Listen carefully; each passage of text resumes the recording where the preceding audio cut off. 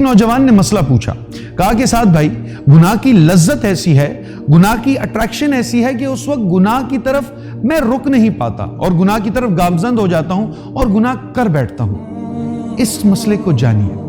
کبھی کوئی ایسا شخص ہو جو 5-6 دن کا بھوکا ہو اور اس قدر بھوک لگی ہو کہ سامنے کوئی چیز آ جائے وہ اس کو کھا لے گا، اور ایسے بھوکے کے سامنے اس کا من پسند کھانا رکھ دیا جائے تو اس شخص کی کیسی اٹریکشن ہوگی، کیسے اس کی طرف اس کا دل چاہے گا، للچائے گا، لپک کے اس کو کھانے کے لیے بڑھے گا۔ لیکن ساتھ ہی اس کے کان میں یہ بتا دیا جائے کہ اس پلیٹ کے اندر جو چیز تم کھانے جا رہے ہو اس میں زہر ہے، تو کیا وہ شخص وہ کھانا کھائے گا؟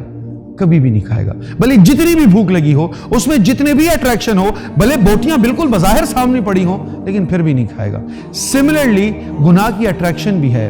گناہ آپ کے سامنے بھی ہے، دعوت بھی دے رہا ہے، لیکن جب آپ کے ذہن میں وہ زہر ہوگا کہ اس گناہ کو کرنے کے بعد میرا رب مجھ سے ناراض ہو جائے گا، اس گناہ کے کرنے کے بعد میرا رب